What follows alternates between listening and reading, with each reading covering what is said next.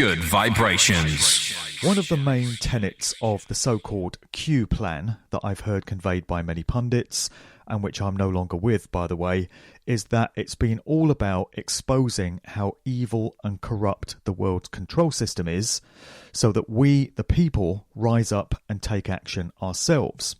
Well, just the guests I've had on this show alone over the past few months, and with more to come, stand as proof that major pushback and resistance to the tyranny that we're all facing is already taking place, and it's only increasing exponentially with every passing week. So I've had Christopher James, John Smith and Jackie Phoenix all talking about common law solutions. I've had Michael O'Byrne talking about his private criminal prosecutions against Hancock, Whitty, Ferguson and Valance. I've got David Clues coming up next week of No More Lockdowns, talking about his activist projects. I've had Dr. Anne McCluskey with her Freedom Alliance initiative. I've had Stephen Wybrow and Errol out there in Austria talking about street activism. I've had David Curtin talking about cleaning up the political system from the inside. And I'm hoping to get Rainer Fulmich talking about his international team of lawyers and the action that they plan to take against the governments of the world very soon. So does that not constitute we the people rising up and taking action? Is that not clear enough evidence that there is a significant number of us who are wise to the plan and are indicating very clearly that we're not having it? And if the plan is to wait until the majority is awake and aware of the scam, well, I think that should be achieved in maybe 500 to 1,000 years. My guest today provides more proof that we, the people, do feel sufficiently motivated to take action when we see attempts to take our natural-born rights and freedoms away from us, and that we can organise ourselves and send a very clear message back that we do not consent and we aren't going to bow down and acquiesce to tyranny and evil. That's a pretty long intro. All that having been said, I want to welcome to the show Professor Dolores Cahill of the World Freedom Alliance. Dolores, welcome to the show. Lovely to be on with you, Mark. Thank you very much. And I think I know everybody. I'm in touch with everybody that you've interviewed. Okay, great. Well, nobody can make the claim that nothing's being done anymore. And what a hell of a job we've had to connect on this interview. Just to let the listeners know, we've spent nearly an hour sorting out the technology by which we can connect, and normally we have no problems with these things. Do you ever get the impression that somebody might be messing with you and trying to prevent you from getting your message out? So it's very interesting. I've been using the same computer, as you know, Mark, for a year. And just in the last, I think, month or so, things are getting very interesting as regards my communications and even other aspects of my life. Yeah. Yeah, we'll take that as a positive indicator. And as I said to you offline just there, what's the best these people think is going to happen? That we're just going to throw in the towel and say, okay, I'm beat. I'm not going to do any of this anymore. I'm just going to become a regular member of society, acquiescing to all the tyranny. Do they really think we're just going to do that? Yeah, I don't think so. And I suppose part of the, when I was very happy to be involved in setting up the World Doctors Alliance in the middle of 2020 and the World Freedom Alliance in October, around September, October 2020, and I'm very honored to be president of both of them, was to connect people who really would have been trying to correct the system for 20, 30 years. So whether it's in the political system or the financial system or the medical system or in the education system, it's people who've really from the inside been trying to change things for the better and either been, prevented from doing it or being outright intimidated or bullied out of their jobs, that we know kind of from the inside that something is not right. And so whatever happens to us, we are dedicating, years and decades of our lives. And also the idea of, like all of the countries in the world working together, is that we will have thousands of people behind us. So even if there is, people currently on the forefront, that there will be hundreds and thousands of people behind us. So to really have a movement of people in the World Freedom Alliance and in the World Doctors Alliance, it's in every continent and every country in the world. Sure. We'll get into all of that. So do we find you in Ireland at the moment? Yes, I'm in Ireland. Yeah, I am in Ireland. And I've been saying for a while that the UK has got to be one of the worst places in the world to find yourself in right now in terms of all the tyranny. But from what I hear from a few of my friends over in Ireland, the governmental corruption there is possibly even more extreme than in the UK. Well, I suppose it is and it isn't. So I suppose what I'd be saying is that we have these inalienable rights, yeah, as you know, and we have freedom of travel. And that if anyone, whether they are in a police uniform or anyone tries to infringe on your inalienable rights of freedom of travel, freedom of speech, they are engaging in unlawful behaviour. So it's not really corrupt, it's actually unlawful. And I think what my message has been is that the police and the court system, the politicians are our brothers and sisters, and that they may not know the law. And if they are informed about the law, then they need to walk away. And as you know, there are movements now, including in the World Freedom Alliance, of police and military, literally hundreds of thousands of them, that are realised that if a police in Ireland or anywhere engages in unlawful behaviour, they can be prosecuted and actually in a private and personal capacity. So if a police, for example, turns you around unlawfully to prevent you on your journey, and you lose, 50 euros of petrol or you miss a flight, you can actually claim against the person who's dressed up as a police but doing criminal and unlawful behaviour and essentially not acting under oath. So that is, as you know, with talking to Michael O'Byrne and, Mick Scott and the UK Freedom Alliance, they are taking criminal prosecutions against, as you know, ministers and prime ministers and police who are engaged in unlawful behaviour. So I would say it's not really corruption as such, it's criminal and unlawful behaviour. And I have been launching Project Accountability, where we are trying to hold individual doctors, coroners, police and ministers or to account, because they are accountable for their actions. That's right. And it really tends to scare them when you hold them personally liable for the damage that they've caused. So they're not hiding behind whatever organisation they represent. It's them as a man or a woman standing accused of having caused that harm and damage. And that really tends to shake people up, I find. Exactly. And it's their, they can be sued privately, and also they can be sued like in their personal capacity. And if they have insurance, or if they're a doctor and have indemnity insurance, if they do something unlawful, then a claim can be made and will be upheld against their indemnity insurance or their private income or their pension or their house. And a lot of what we see is going on is clearly unlawful. And there are also crimes of malfeasance and malfeasance in public office, and even as high as treason. If the police are, we'll say, stopping people on a journey, that is in Ireland under our inalienable rights and our constitutional right. Anyone engaged in that kind of activity in an organised manner is a higher crime. And those crimes, are multiple, like 5 to 10 to 20 years in prison. So these are quite serious offences.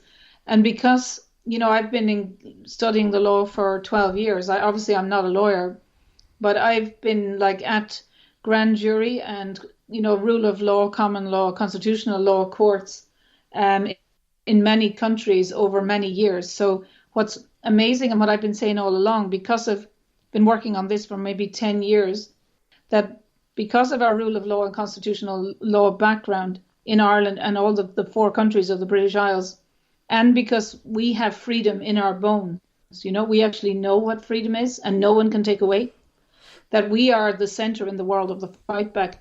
And what's very significant about England is that because of your Commonwealth reach, that if there are precedence cases in England and or Ireland, that will resonate throughout the world. So in Project Accountability and in the World Freedom Alliance, we are working, with key lawyers to do precedence cases. So you just need one police person to be held to account, or one teacher, one doctor, one coroner, one death cert, one minister, one prime minister. And then throughout the world, the same mechanisms can be used and the same data. And of course, in the World Freedom Alliance and with many initiatives around the world, we are all working together. We all know each other, the lawyers and the doctors, and we have regular meetings every week. We're all in touch with each other so that we exchange cases that have won. Actually, I think COVID-19, even though it's tragic, the care home issues and the masks for everyone, including young children and teenagers, that really COVID-19 will be looked back, I think, in 1,000 years' time as a pivotal time, 2020, 2021. And really it is connecting the world and the freedom movement as no other time in history. We were all on our own in each of our professions, often in a minority of 1 in 100, but now all of us are connecting together. And I think the ordinary people listening to this, even just from a very basic thing, if there was a virus, that was dangerous, why aren't the preventions and treatments been made available? And if there was a virus, why are the police preventing us from traveling? It doesn't make any sense. And I suppose we can get into it later, Mark, that really, sadly, COVID-19 is a political, media, health, almost distraction. I don't mean that in a bad way, for really the shift between the kind of societies we live in, which is family-centered, local community, country-based, into a situation where we'll say the politicians take their guidance from international bodies, which is unlawful, and the financial markets and huge international, multinational corporations are trying to be the groupings that provide all of our, aspects of life, like food and basic materials, but also that they want the data is very important for them, that people can be tracked and that their data can be analysed. So that is really what's going on. And of course, the financial reset and the property reset they're trying to bring in, which is also unlawful. Well, that's right. And this certainly is the best opportunity that we have ever had to wake up large numbers of people to the truth of what this corrupt control system is all about, this evil control system. And really all we need is just one domino to fall. Just thinking about the work that Rainer Fulmich is doing, for instance. If he is able to bring one government of the world to account and prove and have it acknowledged that their policies on COVID-19 are fraudulent and amount to crimes against humanity and genocide, then that domino topples and it's, all the rest come toppling in its wake, because all the governments of the world have been using the same fraudulent data to justify their lockdowns and all these outrageous impositions on their people. It's even worse than that, Mark, because when I came out in May 2020, but people were much more public, in January, February, March, such as the Nobel Prize winner Michael Levitt and Dr. Zelenko in February and March. And there were clinical trials around prevention and treatments for coronaviruses type illness, symptoms and illness and death.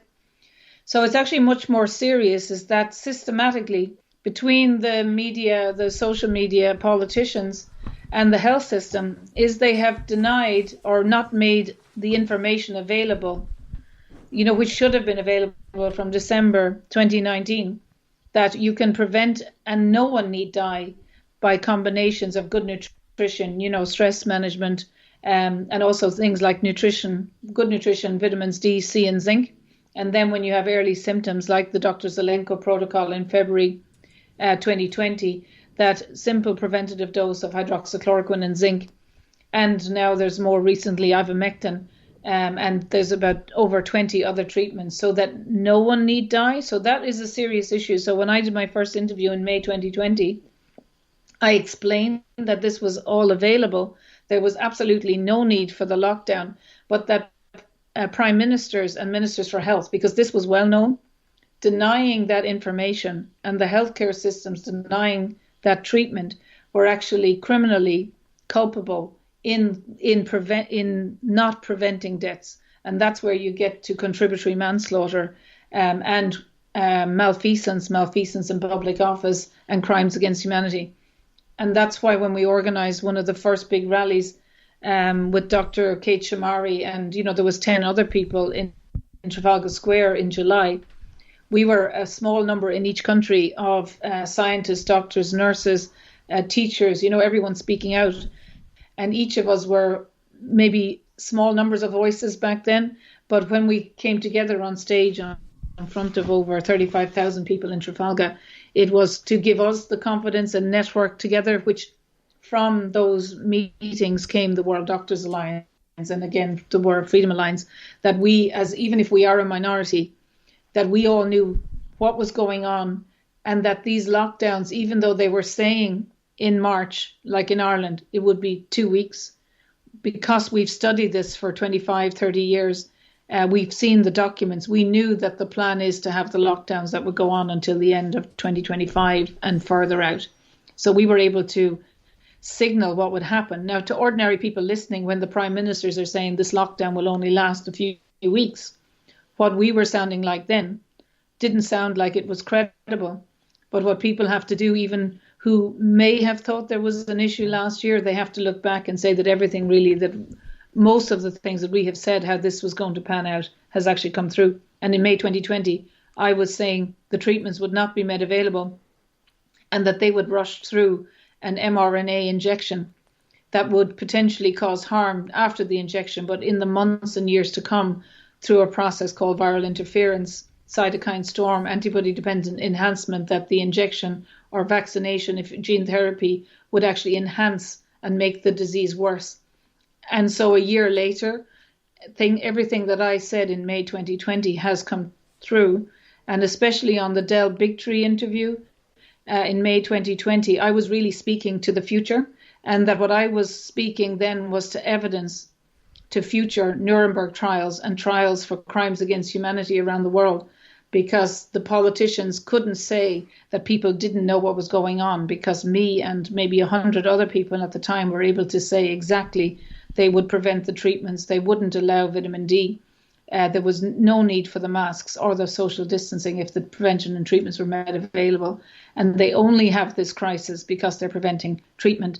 And that is actually contributory manslaughter, and even causing fear is actually one of the crimes against humanity. And the media instilling fear in the elderly and isolating them causes a lot of illness and death associated with the loneliness and the harm of the lockdown. Yeah, it's not looking good for them. And when you've been studying these psychopathic so-called elites for a number of years, as I have and many other people have, they become tediously predictable in their methods and their tactics and their moves. You know what they're going to do next. They don't have a great deal of imagination. Plus the fact that they seem to feel the need to announce what they plan to do in all kinds of documentation, because they seem to feel it gets them off the hook in terms of their karmic payback if they tell us about it in advance. But either way, we can know where they want to take things. You don't have to be any kind of sage or soothsayer to know this. Yeah. Now, I want to ask you some more about the World Freedom Alliance, but just before this chat, I typed in worldfreedomalliance.com, whereas your web address is, of course, worldfreedomalliance.org. So I typed in the wrong That's address. Right. And were you aware that if you type in worldfreedomalliance.com, it redirects to donaldjtrump.com? We are aware of that. Yes, we are indeed. Yeah, we are. I mean, is that just some kind of coincidence, or do you have any affiliations with Donald Trump, or do you know? No. Do you know why that happens? Don't have any affiliations at all. No. That's just one of those sites. That website was gone before, but when we were thinking about it, we thought the word freedom is important, the World Alliance was important, and the world, as opposed to, we don't use words like globe and globalization and globalism. So we thought we are working to build a new wonderful world for the future. So we thought World Freedom Alliance, and that we would establish ourselves, as an organization. So really, what the main goal as well of the World Freedom Alliance is to not duplicate what everyone else is doing, and that if one country anywhere in the world wins a case around the PCR or has a way of getting masks out of school, that we would then, through networking, make that information available. So the World Freedom Alliance is not about us doing the work. It's to link with grassroots movements, individual members, to give them coordinated to find out what's going on in their country, but to find the organizations through coordinating teams within different countries, that they would link in with organizations, whether it's for teachers or parents or doctors or nurses and police, and we would exchange information between us, especially best practice. That's one of the main aims of it. And we're also coordinating rallies around the world. And we have the initiative we're doing now is for hope and accountability. And that's the main goal, is to link. But the other goal that we're doing, the major goal, is to build the new wonderful world of freedom. So to educate police, especially initially, and the military about the law. And so we are working with people who've been working in the law and in the military and in the police for 20, 30 years. So to educate everyone about the law, about our inalienable rights, but also to build a wonderful new world. So we have a lot of experts in in financial systems and in investment and in cryptocurrency and education. So we're very honored to be working with people like Catherine Austin-Fitz and Professor Richard Werner and team, obviously Dr. Heiko Schöning and Mads Pavik and Manika Helleberg are the main leaders of the World Freedom Alliance, but we're all networked into organizations around the world that want to actually have get people to have clean food, or healthy food, clean water, and to show that really health can be achieved through good food. And then to really take a good hard look at the banking system. So as well as if you look at the vision and mission of the World Freedom Alliance, it's around fighting and defending our inalienable rights of freedom of speech, freedom of travel, bodily integrity. But another main tenet is to actually address the financial system and to have a fair banking system or a crypto system within the world, so that we actually recognize it's the financial system and the financial reset, as well as that we need the rule of law to be upheld in our countries, is the major issue. And so we have innovative projects that we want to get people over the months and years to come to actually literally go the extra mile to buy a cup of coffee or to do your shopping in a business, potentially even a small or local business, that will uphold people's inalienable rights and not discriminate against them and not undermine their, we'll say, freedom to not wear a mask or their choice of bodily integrity. Sounds good. All bases covered. And a good thing to immediately extinguish any accusations of you all being conspiracy theorist whack jobs or whatever is that so many of your members have professional qualifications of the type that regular members of society tend to look up to. So I'm just a DJ, and I've been reminded of that by a few people. I was having a conversation with the head teacher at my daughter's school about masks, and I was, hitting her with a few scientific facts about COVID, and she came back at me and said, "What's your background? What do you do?" And I said, "I'm a DJ. What do you do?" And she said, "Oh, well, I have a background in science and, a degree and all this." And the implication was, because I'm just a DJ, I'm not capable of doing my own research and I'm not intelligent enough to, take on these subjects. So my relevance can be brushed aside if required. But it's a different matter when you've got doctors, professors, people with letters after their names, and you've got a whole load of those on board, haven't you? Yeah, but I suppose I would come from a real common sense background, and I grew up on a small farm in rural Ireland in Tipperary.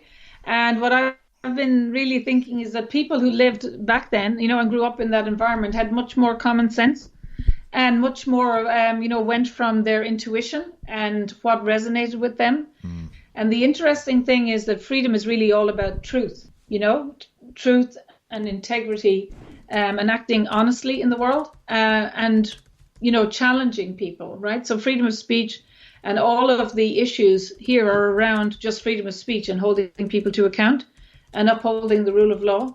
So really the way the globalist system work is that they are trying to remove, well, first of all, in the education system, a lot of the underpinning laws and proper, critical analysis of huge swathes of our society, how we work, is not taught properly. And the younger generation have either been misled or the facts have been misrepresented or areas of importance have not been discussed at all. So I would say we don't really need experts, right? I would say that it resonates when people are lying, and the issues that are going on, we'll say, like the police in Ireland stopping you and asking you where you're traveling. If you tell people in Ireland and in England, we as Irish people, men and women, have the right to travel freely in our country, and they've known this people have known this for thousands of years, and people know that to prevent tyranny, you just need for those things to be upheld: freedom of speech, freedom of travel, bodily integrity, access to justice, and property rights. So therefore, if someone is trying to infringe on your freedom of travel or your freedom to meet, like to assemble, associate in groups, which is going on now, that people can't meet in pubs or exercise their free speech rights by assembling together, that is how tyranny can only work, when you clamp down on those rights. And I would say that you don't need letters after your name to understand that. And also then simply as well, if vitamin D, C, and ivermectin, for example, all have Nobel Prizes, have been around for 50, 60 years. Hydroxychloroquine has been around for over 60 years, and is among the safest drugs in the world, safest medications with the least adverse event profile. Then in a common sense way, people should just be saying, why are these safest drugs? They can be, vitamin D, C, zinc can be given to pregnant women, breastfeeding women. So very in a common sense way, you don't need any degrees. Why are they not been made available? And Sure. what then has any of that medical issue that's entirely 100% preventable treatable, why are the police then infringing on our inalienable rights? So the whole thing doesn't make any sense. It only makes sense if you want to undermine 2 or 3 generations, so that if they get away with what they're doing, there will be a generation of younger people who think that actually if your government or the police come and say you are only allowed to leave your house for 1 hour a week and you cannot exercise within a certain amount of area and you can't go to work and you can't travel because we say so, that if they get away with that, they want the next 2 or 3 generations to think that that is the way life is, and that in the education system they will never actually teach history properly. So just as a long-winded way, Mark, of saying you don't actually need any letters after your name. It's common sense. No one can take away our right of freedom of speech, freedom of travel. Anyone who does, and bodily integrity, is engaging in criminal and unlawful behaviour. And tyrants always seem, like before the Iron Curtain or the Berlin Wall came down, that was going on for about 30 years. And people thought, even a year before, that it was going to be there forever. But I would say we've won already, that I would say 30% of the world population, minimum, know exactly what's going on, and they're not going to be fooled. And exactly like you say, we actually know how the magic trick works. It's a real emperor has no clothes. Let's look behind. And the thing is, they're trying to prolong this by not making prevention treatment available, which is criminal and unlawful by the ministers and prime ministers, because people are dying. The harm of the lockdown is multiple times the harm of the COVID-19, right? Including loss of employment, depression, anxiety, suicide. And they are making it difficult for that information to get out. And so that is the only way. Then they have the PCR testing. And as you know, I'm involved in the PCR consortium, hashtag Testgate, if people want to donate. It's ipaknowledge.org.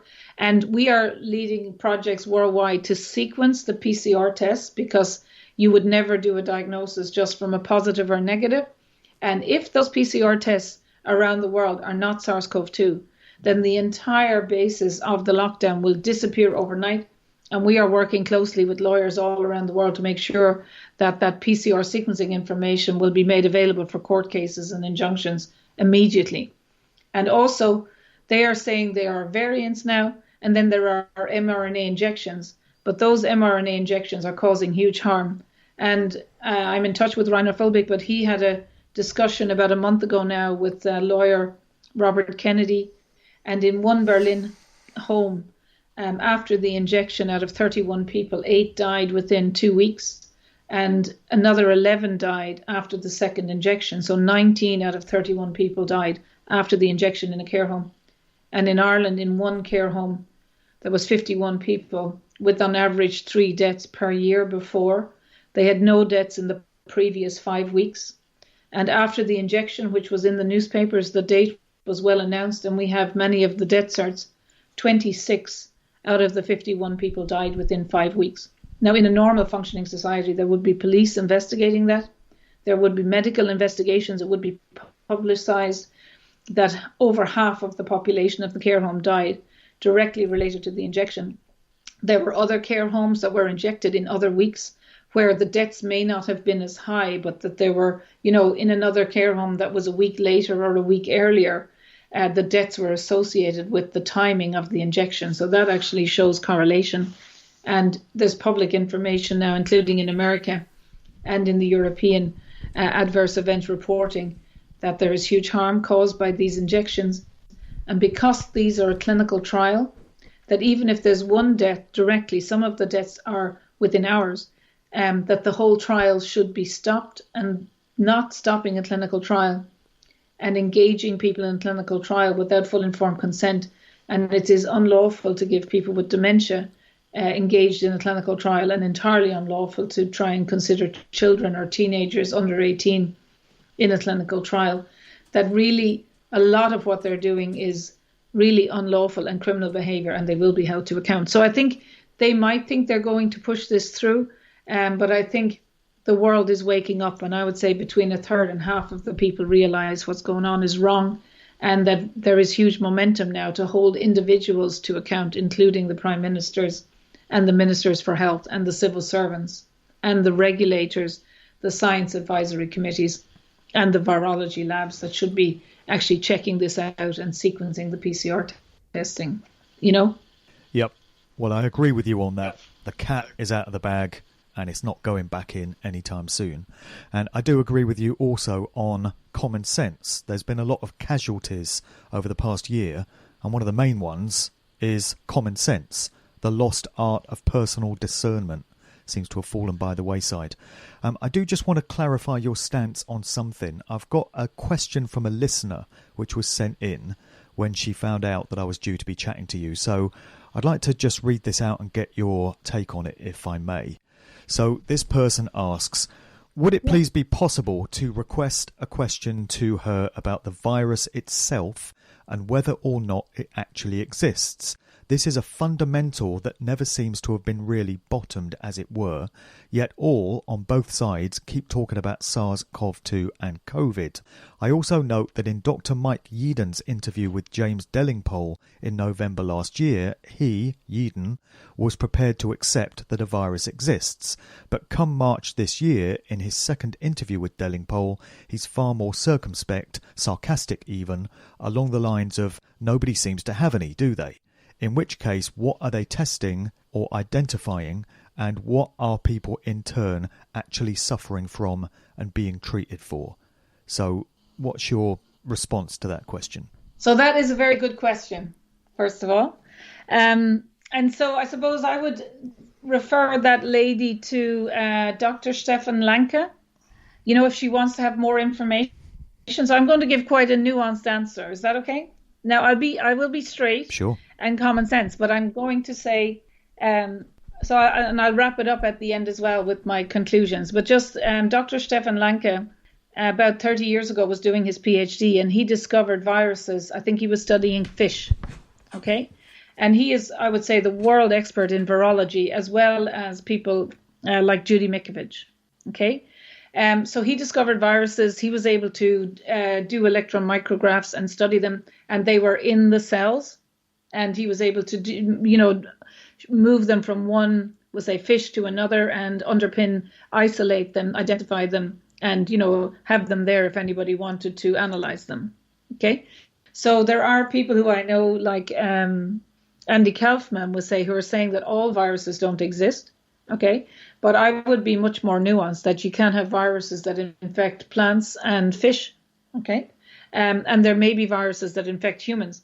But if we were to go along the line that viruses don't exist, and say my area would be studying autoimmune diseases. So because people find it very hard to conceptualize, if someone gets a symptom and viruses don't exist, what could it be?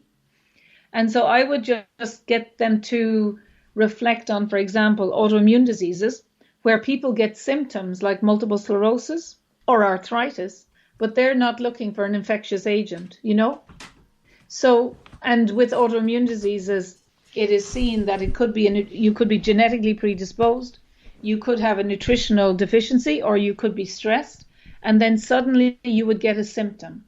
And also autoimmune diseases go in lapses and relapses, so that depending on, a lot of the factor is known, you may be quite well, and then you can relapse and have the symptoms. So when people find a hard time thinking, well, if viruses didn't exist, what would cause the symptoms? It could be that if the virus didn't exist, that because of, we'll say, low vitamin D or nutrition, that people could get symptoms. And lots of people have arthritis, lots of people have multiple sclerosis, and there are another 90 different autoimmune diseases. Okay? So that's why you can actually have symptoms without an infectious agent. Okay, and a lot of the symptoms are related to their own person's health status. So that is to say that I am not someone, because Dr. Stefan Lanka, I think, is the world expert, but why people should look him up. And he did an interview in the last week or so on Tom Cowan, which was excellent. I think I have a Telegram channel, Dolores Cahill, and I put it up there.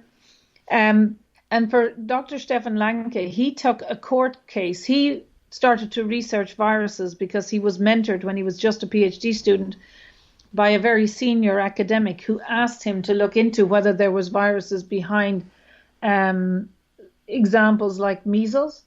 And he then really forensically looked into measles. And because of his 10 years of research, in 2010, Dr. Stefan Lanka put up a prize in the world of 100,000 for anyone who would provide evidence that the measles virus existed. And also, of course, there's a vaccine to the measles virus. And so around 2014-15, I was following this in real time, for the last 10 years. A young scientist or doctor said, I have 3 or 4 papers that prove the virus exists. And he went to court in Germany. And that doctor won the initial lower court case because he just claimed we had a virus, that there was measles virus existed. But then Stefan Lanka brought it to the Supreme Court in Germany. He said, no, let's actually definitively review this. And at that time, I think there was 3,600 papers around the measles virus and the measles vaccine. And I worked for 10 years in Germany, including 8 years in the Max Planck. And what's so significant is that if you engage in any kind of fraud in Germany, it's actually a criminal offense and you can be prosecuted, rightly so. So that if you actually are making claims in publications there is much more sanctions on people, including that you can't get grants again, and it may actually be an offence. So Dr. Stefan Lanka brought this case of the 100,000 prize. He didn't give the money. He said this doctor and the world, the measles virus and measles vaccine world, had to prove that the virus existed. And he won a court case in 2017. He won the Supreme Court case in Germany that no one in the world could prove that the measles virus existed. And he kept his 100,000, and that prize is still there, in the Supreme Court in Germany, which is significant in the world. And there still is a measles vaccine being made and distributed in Germany, even though there's no proof of the measles virus. So I'm giving a nuanced position, that, viruses can exist. Sometimes the whole world is saying, there is a virus, but when you look at the fundamental papers, and I've spent 25 years saying, including me, I was involved with many other people setting up the resource center of the German Human Genome Project, and I put all of my clones and my arrays and my data into an open repository so that everyone could actually take my clones, and they have been validated worldwide for 20 years. And I was saying from the very beginning, because there are serious issues about false claims in science and medicine, that publications should only be really accepted if they can be independently validated, and that all promotions in science and medicine and all areas should be only on that the data is validated, put into the public domain, and everyone else can challenge it. So coming back then to answer the question about SARS-CoV-2 is, and I would be happy to organize it in the world, and have been saying this for the last year, is that if these vaccine manufacturers and PCR people have a virus, they should be able to give it to someone like me, and we distribute it to the top 10 labs in the world and have it validated. So even though there are numbers of papers saying that they have isolated the SARS-CoV-2 virus, that they have not been confirmed. And there are a number of prizes for the isolation of the SARS-CoV-2 virus that have not been claimed. And so really, if society was working, we should be having a call, and if anybody wants, I would be happy to do it, is to say, if these mRNA or the 70 vaccines are on the market or in clinical trials, can someone just send me or send Dr. Stefan Lanka or Andy Kaufman or Judy Mikovich enough sample of a purified virus that they can distribute it to 10 labs in the world and we can really validate it? That hasn't happened.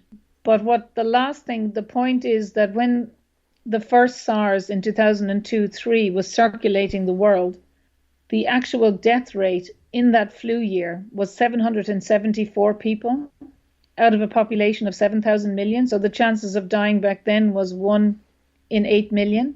And the chance of dying, so there was one person, was say in Ireland in the entire flu season. So the pushback, someone might say, is why it's difficult to isolate these coronaviruses is actually that so few people die of them. And that if you were a virus person, you would have to be lucky enough to find someone that actually had died from coronavirus.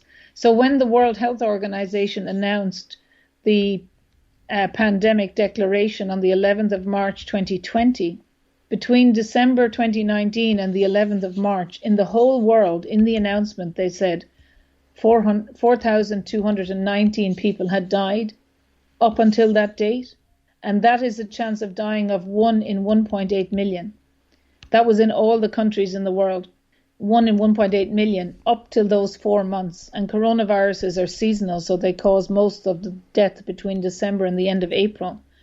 So in order to isolate the SARS-CoV-2, you would have to find one of those 1 in 1.8 million, which would be quite unusual and quite rare. So therefore, and also after April 2020, SARS-CoV-2, because of combinations of more sunshine, more vitamin D, better nutrition in the summer, and that the virus mutates in everybody and weakens. So coronaviruses actually don't cause any illness or symptoms after the end of May 2020. Therefore, you wouldn't actually be able to isolate it. That it may be that SARS-CoV-2 existed and was circulating, but that so few people were having symptoms caused by SARS-CoV-2 that a virologist didn't actually isolate it. And what was shocking is normally the pathologists keep all those samples, but the samples were being thrown away and autopsies were not done.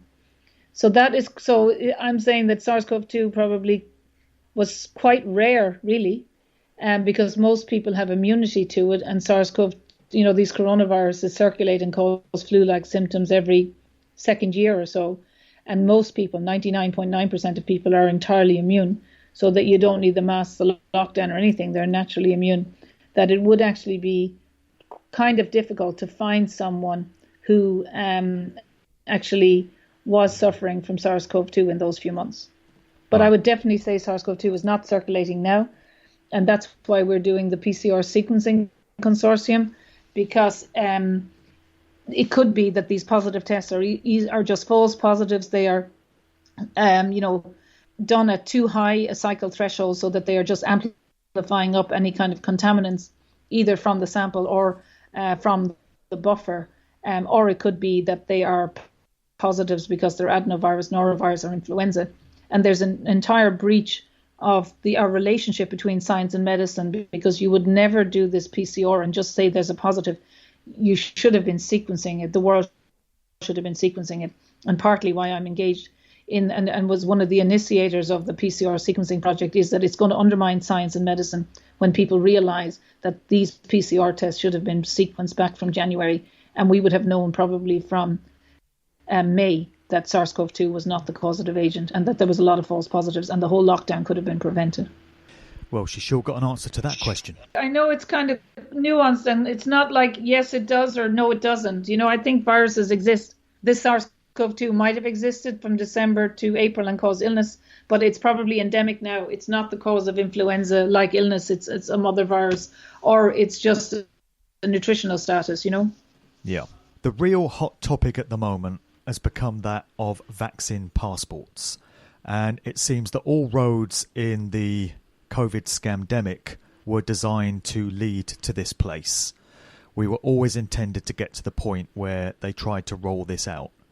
And so, in my book, this needs some very urgent addressing. What is the World Freedom Alliance's stance on the whole issue of vaccine passports?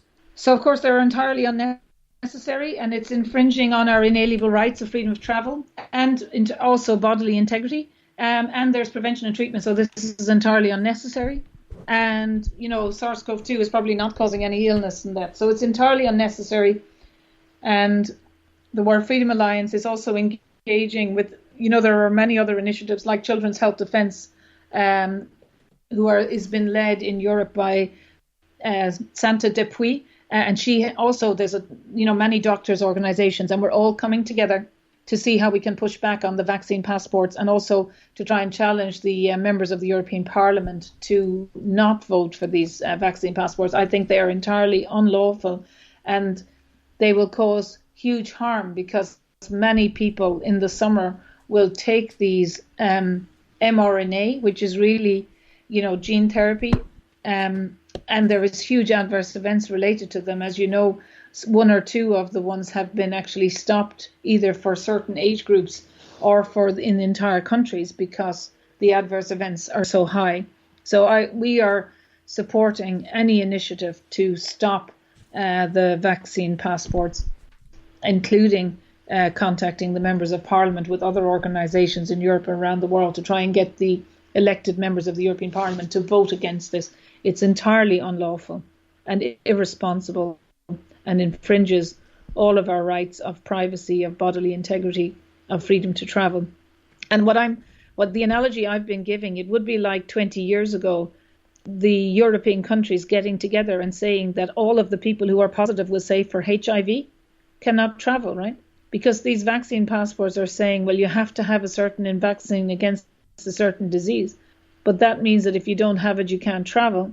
Or at the minute, they're saying if you're positive for a test, you can't travel. But that's total discrimination. It also means that the health information of people who are traveling, that they're like negative on a HIV test.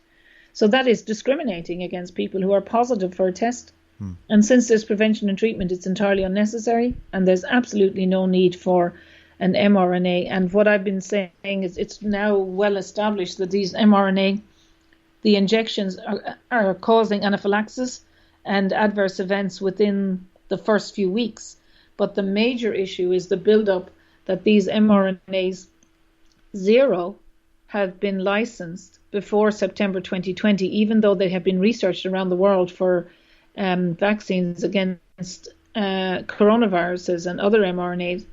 Because in the animal studies, when the animals or the people who were tested in these studies came across the wildlife infectious agent, they got huge adverse events and death, and therefore because of the adverse events, they were not licensed. So also in the United Kingdom, they are talking about potentially injecting people under 18 with these experimental unnecessary injections, and children are not affected by coronavirus at all. And there could be significant adverse events, including issues like with platelets, with heart attack, with adverse events, with shaking, with Bell's palsy. And there is question marks around whether they will interfere with fertility in the future. So I think it's absolutely shocking, and we are doing everything we can to stop it. Sure. Can you imagine if governments tried to say that if you happen to be gay or if you happen to be black or Asian, you can't travel on flights and you can't visit certain countries? Just imagine the outcry if they tried a stunt like that. In my book, this isn't a great deal different. Somebody just making the personal decision not to have some unknown compound injected against their will into their own bloodstream in their own body, and being discriminated against because of making that decision. Well, and also it's a clinical trial, which is, it's a clinical trial which requires informed consent. But also, with any medical intervention, it's entirely unnecessary. There's prevention and treatment, so you don't need this. So even from a procurement financial perspective, the governments are more or less mandating something that's not necessary. And that's actually from a procurement financial taxpayer issue. That's also unlawful. Now, I heard you on James Corbett's show the other week outlining your Freedom Airway initiative. Can you tell people a bit more about this and how that's all going? Yeah, it's going very well. I think we have about 20,000 people on our mailing list, and we have thousands of members. So we've extended it actually to its Freedom Airways, and it always was Freedom Airways Freedom Travel Alliance. And we've booked a number of flights, which are private jets, which, we are flying, but a lot of our members are actually really want to have information when they fly on other airlines, how to not have to be coerced into getting the PCR testing. So the Freedom Travel Alliance member advisory is a very important component.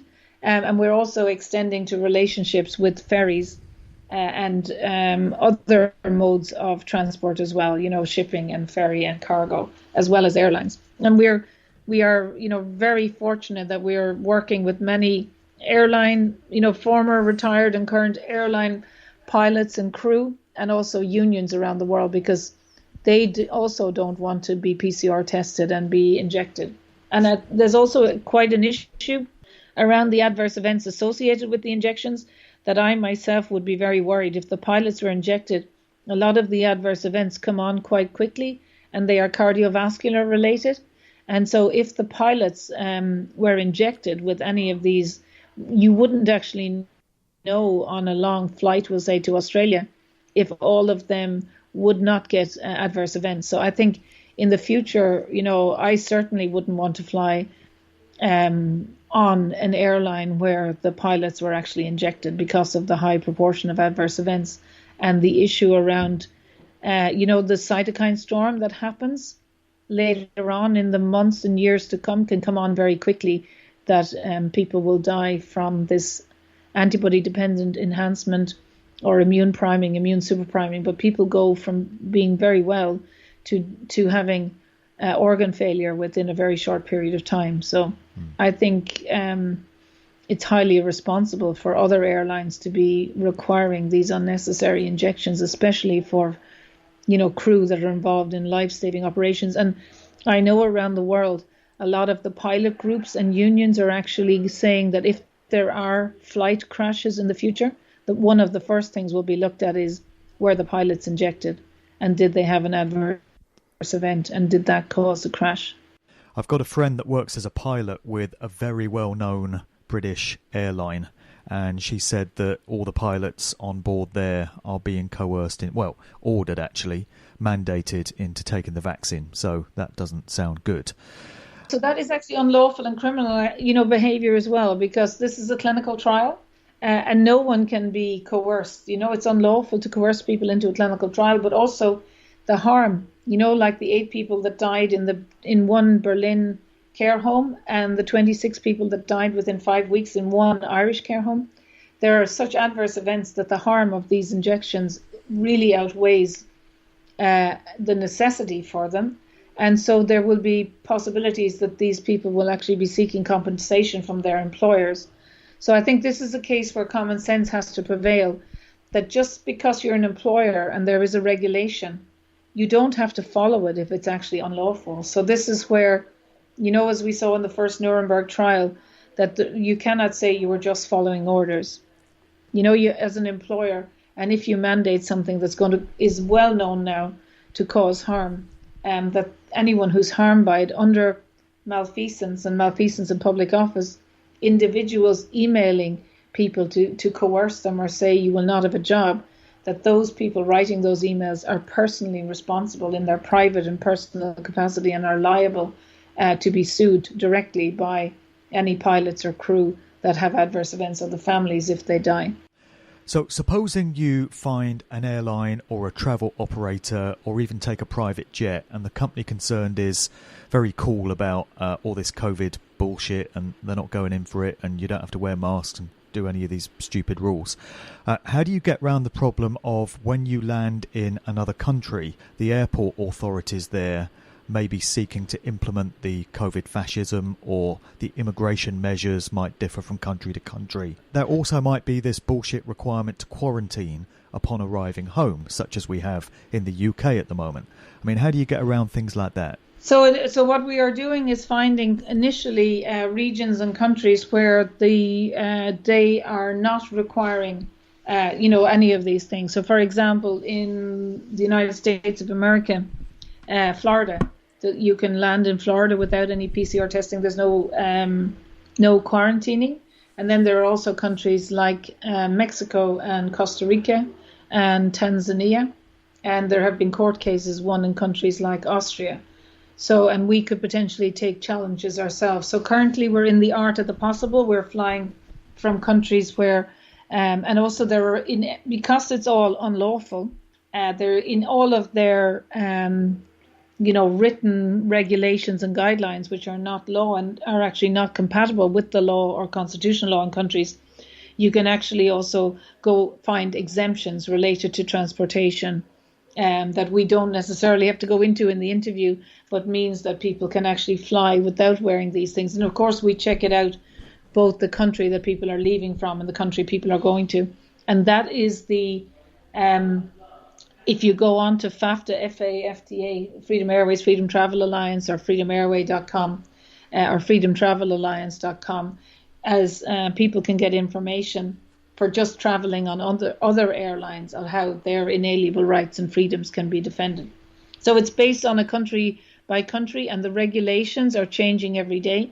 So it's a real time issue, but we have a lot of expertise, and in a lot of countries we are being helped by people on a voluntary basis on the ground to help us, and we're working with a lot of lawyers around the world as well to push back on this. Yeah, so anyone can, we have charters, you can charter flights as well, that if you want to go from your own particular country, whether it's 2, 4, 6, 8, we're in touch with charter airlines around the world, so you can actually land and book your own plane with us for wherever you want to go in the world. Yeah, sure. If you've got 2 people or 8 people or whatever, these are private jets.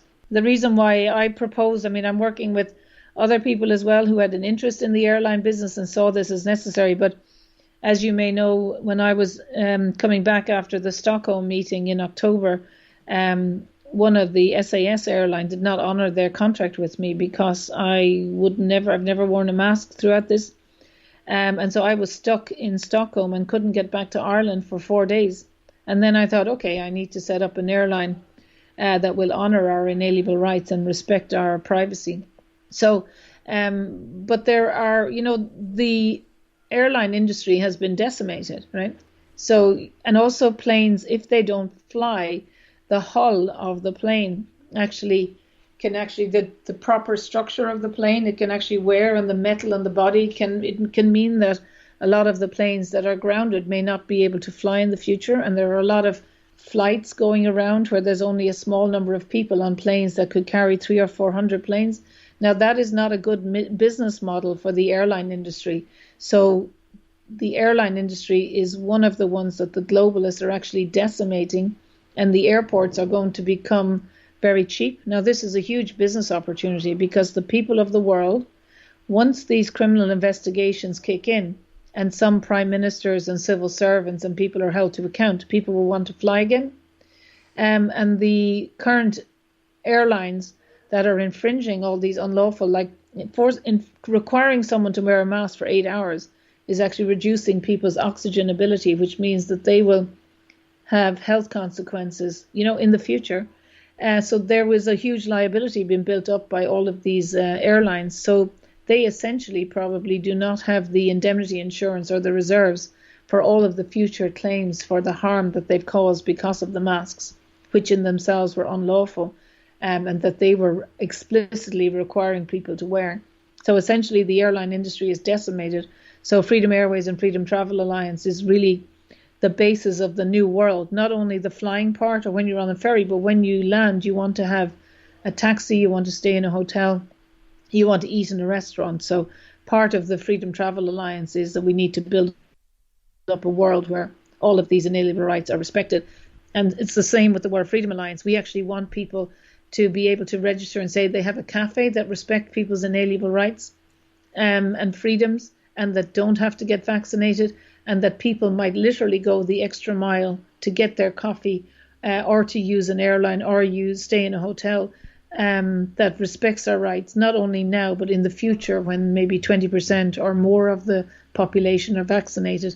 People who want to not get injected need to actually build the stores and the communities and the hotels and restaurants that they want to, be able to enjoy their lives in.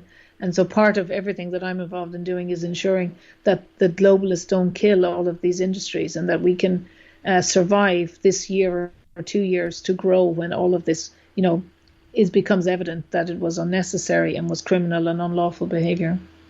Exactly. Some thought being given to what happens when this whole thing is put to bed and how we get back to living our lives. And it just amazes me that there's not been more pushback from the airline industry, against what's been done to them. Or maybe I shouldn't be too amazed if the CEOs of all these companies are on the Bilderberg Group or the Trilateral Commission Board or the CFR or something like this. But, British Airways, EasyJet, Ryanair, all of these have been losing millions as a result of this madness. You would think that there would be major kickback from them. So perhaps the fact that there hasn't indicates that they're on board with this whole scamdemic and always have been. Yes, and I think it might be hard for people to believe, but especially in the last 10 years or so, anyone, now I'm now networked with people from media, the law, banking, health, education, politics, civil servants, that in all of these areas, nurses, everywhere, when people were, and pilots and union people, when they were speaking up that what's going on was incorrect, they as individuals were either treated badly or bullied out or encouraged to retire early. And so essentially to be in the system in preparation for this, there has been many years of actually ensuring that those that are now in, levels and in the lower tiers down are actually on board with what's going on. Including, we saw it in the university sector with the clampdown on freedom of speech. And if you don't have free speech or you equate critical analysis and critical discussion or people pushing back as something that's not welcome, that is how you undermine society, and has been done in many civilizations in the past, and always, brings in tyranny, because if you can't learn to deal with dissenting voices, you can't actually, then people need that kind of pushback in order to argue for what they want in politics and in the media. So I suppose when people will study the history of how we got to 2020, 2021, really actually what we need to do is capture a lot of the whistleblowers and people that were trying to stop this in the decades before it. So there has been a lot of thought and planning into what's happening now. But I would say they've really lost already, because so many of us now are connected. There are literally hundreds of thousands, millions of people, and we are not going away, and we're not watching their media, and we are the innovators, not just me, but there are thousands of people. Because really, I think if people are listening to this, the next wave in the media will be around that, the COVID-19 welfare payments will stop in the various countries. And then the media will go on for 6 months or a year about how there's a financial collapse, how the banks are not underpinned, how the governments owe a huge amount of money, and how all of the jobs have been lost, and how property, for businesses and houses is now going to be dropped in value. And that's just another cycle of a year of fear. But we're already developing the banking systems and the innovation systems. Now it's taking probably too long, and the media system, but we're trying to prepare, because all people need to live is actually just food and a roof over their heads, and to be given honest and truthful information. And if they want to create jobs and work, that they are given some recompense for that they can actually just sustain their family for food and housing and keep themselves healthy. So we would be building up communities in villages and streets that can be food sufficient, and that they can actually earn some money, or in whether it's cryptocurrency, to survive the next 2 or 3 years that are coming down the tracks. And then we can actually really go back to a stage where we have rule of law and people are held to account. So the transition, we're in the transition already, including the financial transition, the health transition, the media, and the political transition. But I think the globalists have actually lost already. We are already building the wonderful new world. And the wonderful new world will actually be based on truth and on clean water and healthy food, and that people are more healthy, and they are, if somebody is proposing something in politics and the media and in health, that it will be challenged. But through systems like the PCR testing, we can actually say, okay, let's sequence this WHO, or in the UK and Ireland. And if it's not SARS-CoV-2, then the prime ministers can actually be held to account for criminal manslaughter or malfeasance or treason. So will already be able to push back, because in their plan there's a rollout of different infectious agents that might come on in 2021, 22, all the way until the end of 2025. But now in the networks in the world, we're already preparing we have the legal teams and the PCR testing and the scientists and doctors that are ready now to challenge. So I would say they've lost already, but we do need people to make active choices to move away from the globalist media and to start supporting local businesses or start local businesses themselves. Of course, cryptocurrency is key to it as well, and also the lawful basis that people learn about the rule of law, common law, and about, restoring their live life claim and ensuring that if the police or constables or whatever are not upholding the law around the world, that they record those conversations to hold those Gardaí or police to account straight away and to keep the information. It might take us, in each country a few weeks or months to actually develop the accountability system, but all we need is one police or one on Garda Síochána in Ireland to actually someone to win a claim for €200 because someone missed a flight, and then all of the recorded information where the police did unlawful and criminal behaviour, wasting their time, not allowing them to proceed if they missed an interview or missed a flight, that police can be personally held to account, is personally responsible for that. So we just need one precedence case. Yeah. And of course, the police are our brothers and sisters. And we don't want, obviously we want to engage and support them in a functioning society. But if the police are engaged in criminal and unlawful behaviour, if that has not been upheld by the courts, and if instead the courts are upholding by fining people walking in the park on a summer's day, like Jeff Wyatt walking to Speaker's Corner in May 2020, that they are criminalising people who are just engaging in normal daily activity, and the police are actually themselves committing unlawful and criminal behaviour that is not being held to account. What's actually going on in our societies is it's actually unclear for people what the rule of law is. So there is a great reset happening, but it's so easy to explain to people your inalienable rights, and it resonates, and there are thousands of years of written law and written knowledge that what we're saying is true. And this is really important to push back on the injections. You have to know about your inalienable rights of bodily integrity, which is why I've been studying this for 12 years. But it entirely resonates. And the globalists, what they're doing, and the politicians, the media, the police, is unlawful and criminal. And it might take, 5 or 10 years to hold them to account. But this kind of behaviour as well, there's no term limit. So even in 20, 30 years' time, the children now, of the teachers and the principals, and if the police are not allowing freedom of assembly and are arresting people, they can sue them even in 10, 20 years in the future. And we will be building up structures. Essentially, we need to train advocates for the law advocates as a new cohort to defend people's rights of assembly, like the 37,000 people in Trafalgar, where the police came essentially and attacked peaceful protesters. All of the video information is there, that those people working on can be charged even in 10 years' time.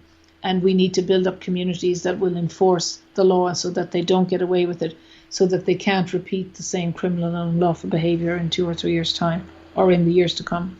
Yep. I've made the observation in my last couple of broadcasts that there's now so much pushback and so much resistance and so much orientation towards freedom. I mentioned some of the projects early on in the show that are taking place now, and there are many, many more. There's just no way now that the psychopaths can succeed. Yeah. They're not going to be able to see this plan through to fruition. Like you've said a few times in this interview, they've already lost. We might have a bit of a rocky road ahead still. We've got some rough times to endure. But long term, they're just not going to be able to bring this thing to where they want to take it, because too many people have sussed it now. And I would have liked to have seen this happening in spring 2020, because it was obvious to me a year ago what was going on. But, if it's taken a year to get there, then that's what it is. But they just can't win anymore, can they? No, I don't think so. And I think even though it is shocking, for me, obviously I was aware of this really since 1997, but I was studying the 2002-3 first Sars epidemic in detail, so-called, right, which it wasn't, and exactly how it was done and how the media did not report it, how on the WHO website they exaggerated to say the mortality was 10%. But how'd they do? There was 774 people died. They only tested 8,000 people or 7,000 people, and they said, 1 in 10 people we test are dying. But of course there was 774 people out of the 1,000 million people, 7 billion people in the world, because everybody else is immune. These things, if they exist, circulate. So I knew exactly how the magic trick worked and could see it. And then I've been watching 8 of these falsely declared pandemics. And what they've really done is change the laws around infectious diseases and health from about 1933 until 1950. And all of these international infrastructure like the IMF and the United Nations and Basel and the banking systems, the World Economic Forum, they all were set up in the 1940s to 1950s. And then the European Union, of course, and the European Economic Community was thought of. And all this has actually been planned very strategically. And I've been studying it for 25 years. And of course it is, and I've been thinking of setting up an alternative to the United Nations for, over maybe 20 years. So that's where the World Freedom Alliance was something that I'd been thinking about for, an alternative to the United Nations, that we have a forum where people are actually represented and it will be accountable and transparent in the future. But what we also need, and I'm working on, is a new worldwide regulatory body for health that will actually immediately challenge when there is a pandemic.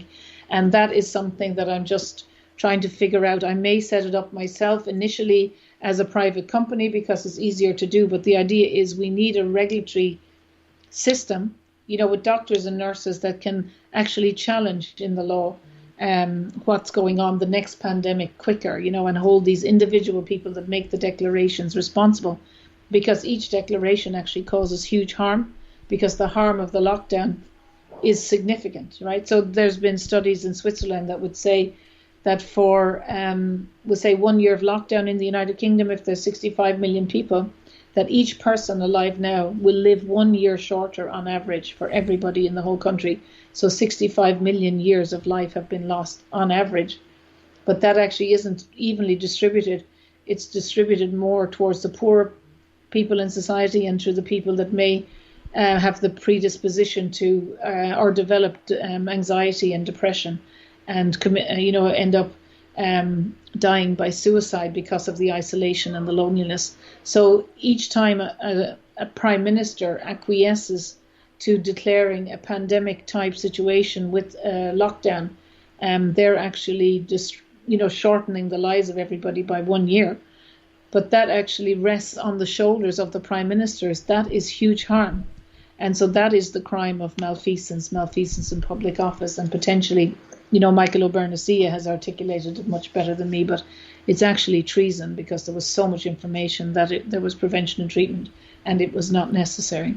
So it is quite shocking. But I think the last thing I'll just mention briefly is that since about 2011, we know that in a lot of these injections, the vaccine schedule, that there are these nanoparticles and metals. So there have been well-validated papers to show that these injections can have aluminium, steel, cadmium, nickel, and that these really, as in so-called ingredients, only harm our health, and they irritate the immune system, resulting in allergy, chronic fatigue, autoimmune disease, and also can cross the blood-brain barrier and be involved in predisposing people to neurocognitive impairment, dementia-like illness, and autism, ADHD, because of the damage of the metals then set up an inflammatory and immune reaction in the brain that's entirely inappropriate.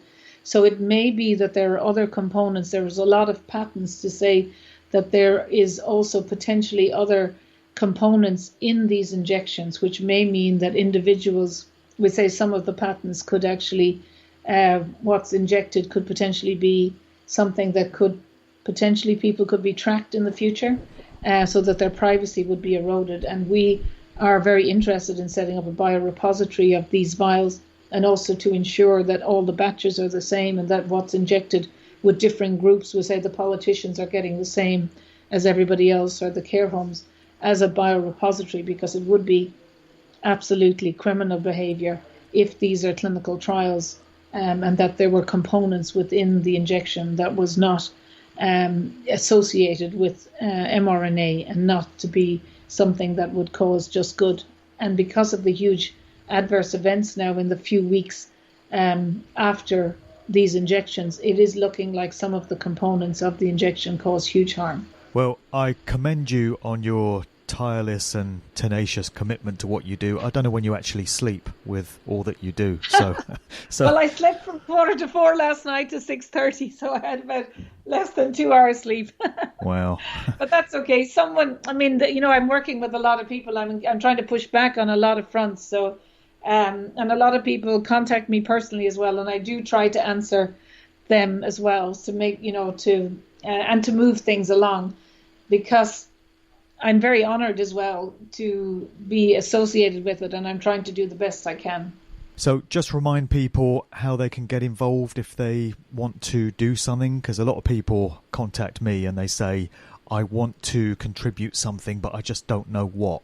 So what sort of things can people listening to this do to get involved and help the cause if they feel so compelled? Yeah, so I think what's very helpful to us, just even if people, we know everybody doesn't have much money or whatever, but if they want to just even to, go onto the website of the World Freedom Alliance.org and become a member, I think it's like €20. That would give us an initial small amount of money to be a member, just to support the website and, the media and videos that we're doing. We will have a thing in the World Freedom Alliance if people do want to donate in the future, and we would like to inspire new innovations around the world, new cafes, new banking systems, new true health systems.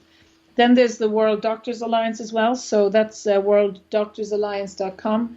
And also they have an excellent Telegram channel as the World Freedom Alliance. So even just subscribing to those online media means that we can say, I think the World Doctors Alliance has 150,000 people on our mailing list.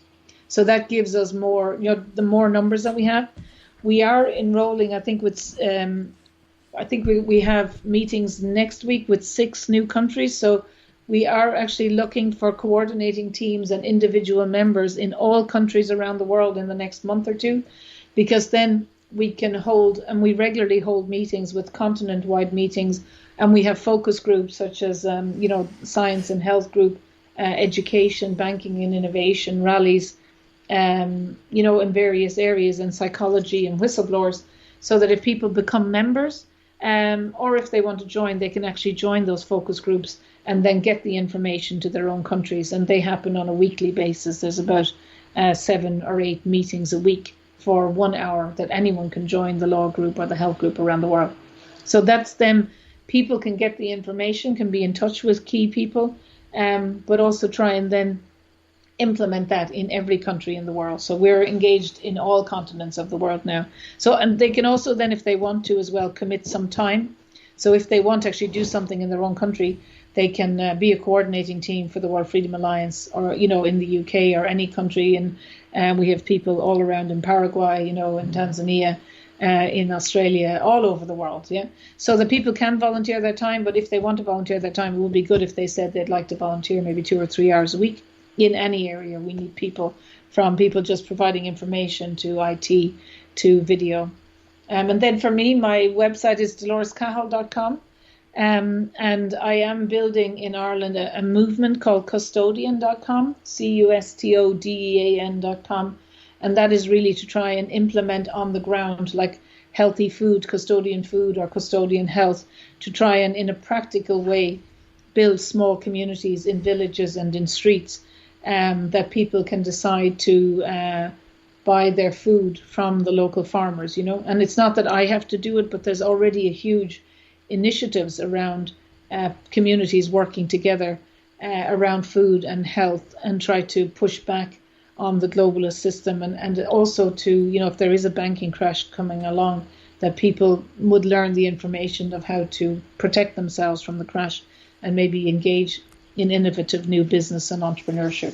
So it's worldfreedomalliance.org, worlddoctorsalliance.com, dolorescahill.com. I also have a Telegram that I've just set up, channel Dolores Cahill on Telegram, and I'm on Facebook as well. And the new initiative that I'm working on is custodian.com. And I funded all of my activities, which is, I don't have any money left, so I will either on Dolores Cahill or custodian.com be also very welcome to have donations in the next week or so, or month, just to keep me going, because I'm getting a lot of pushback from every angle, including in my work. Don't forget to sleep at some point as well. Well, I do meditate a lot, and I am abreast. No, I do actually sleep. It's just sometimes are more busy than others, you know. So I do sleep, of course, and I have to keep going because this is a marathon, you know. And obviously the first year, I think we weren't in shock. The people like us, I mean, it is shocking to me that for people like us, I hardly met someone in my 20-year career who was aware of what's going on. But now we're all coming together. We were also isolated in our own professions with really, you know, no one to prepare what was going on. But really, we who were aware should have prepared more: a new banking system, new education system, a way of holding people to account under the law. And I think the first year has been a huge amount of work for us to connect together. But now we are really developing a rule of law system, you know, notice of liability, like the whole Freedom Airways, plus the hotels, plus the cargo, plus the restaurants, you know, really what we are doing now. And I think that cryptocurrency, which I've been involved in and appreciate the crypto world, and obviously gold and silver, that the actual banking system is entirely undermined. But the other thing we need is a new telephones as well. You know, we really should have mobile phones that respect privacy, and that you can actually engage with the banking and the fiat world, but also the crypto world in entire privacy, and that people, if they travel, are not tracked and traced. And I think people need to see that what has been happening in the last 20, 30 years, where they're pushing people away from rural areas towards towns, is around this whole idea of corralling them and to try and remove them from the land and from their property. And that the beauty actually of COVID-19 is that people realize, with all of the wonderful technologies now, that people don't have to live in the cities and can live in rural areas, can actually eat food in season. I would love to set up a system to check that your water that comes out of the tap is pure, and that under no liability you can push back if there's any contaminants into it.